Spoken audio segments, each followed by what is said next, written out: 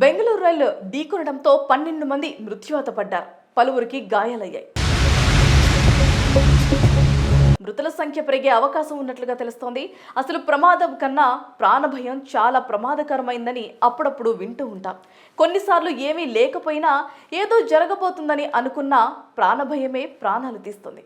మరి ఈ నేపథ్యంలో సరిగ్గా ఇలాగే అసలు ప్రమాదం కన్నా ప్రాణభయంతో కొంతమంది ప్రాణాలు కోల్పోయారు.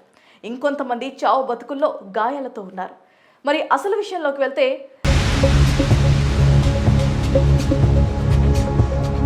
రైల్లో మంటలు అంటుకున్నాయని రైలు ప్రయాణికులు భయపడ్డారు. ప్రాణాలు కాపాడుకునేందుకు చైన్లు లాగి మరీ పట్టాలపైకి దూసుకు వెళ్లారు. కానీ మరో రైలు రూపంలో ఆ పట్టాలపై దూసుకువచ్చి మృత్యుకు బలయ్యారు. దాని కింద నలిగి విస్మయంగా మృత్యువాత పడ్డారు. మాటల కందని ఈ ఘోరం మహారాష్ట్రలోని జల్గావ్ జిల్లాలో జరిగింది. లక్నో నుంచి ముంబై వెళ్తున్న పుష్పక్ ఎక్స్ప్రెస్ జల్గావ్ స్టేషన్ దాటి మహేజీ పరేడి స్టేషన్ మధ్య పచోరా ప్రాంతంలో ఉండగా బుధవారం సాయంత్రం 4:45 సమయంలో బోగీల మధ్య నిప్పురవ్వలు పొగ ఎగిసిపడ్డాయి. దాంతో ఆ బోగీల్లోని ప్రయాణికులు ఒక్కసారిగా బెంబేలెత్తిపోయారు. రైల్లో భారీగా మంటలు అంటుకున్నాయంటూ వదంతులు వ్యాపించడంతో ప్రాణాలు కాపాడుకునేందుకు వెంటనే ఎమర్జెన్సీ చైన్ లాగేశారు. రైలు ఆగగానే పట్టాలపైకి దూకేశారు.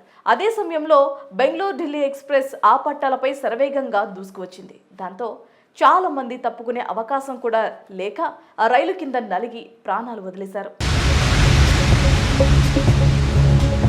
ఇప్పటి వరకు 12 మంది మృత్యువాతకు గురయ్యారు. ప్రమాదంలో 15 మంది స్వల్పంగా గాయపడ్డారు. మృతుల సంఖ్య ఇంకా పెరిగే అవకాశాలు ఉన్నాయి. తెగబడ్డ అవయవాలతో ఘటనా స్థలాన్ని భీతవాహంగా మారింది. ప్రమాద సమయంలో కర్ణాటక ఎక్స్ప్రెస్ గంటకు 130 నుంచి 140 కిలోమీటర్ల వేగంతో ఉన్నట్లుగా సమాచారం. పుష్పక్ ఎక్స్ప్రెస్ లో చిన్న నిప్పురవ్వలు మాత్రమే రేగాయని, దాంతో కాస్తంత పొగ వెలువడిందని ప్రాథమిక విచారణలో తేలింది.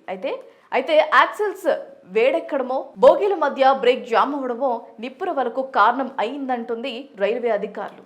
ఇక ఈ రైలు ప్రమాదం పట్ల కేంద్ర హోంమంత్రి అమిత్ షా తీవ్ర దిగ్భ్రాంతి వెల్లబుచ్చారు. మృతుల కుటుంబాలకు ప్రగాఢ సానుభూతి తెలిపారు. ప్రధాని నరేంద్ర మోదీ కూడా విచారాన్ని వ్యక్తం చేశారు. ఈ ప్రమాదం నాకు గాఢమైన బాధను కలిగించింది. మృతుల కుటుంబాలకు నా ప్రగాఢ సానుభూతిని తెలియజేస్తున్నాను.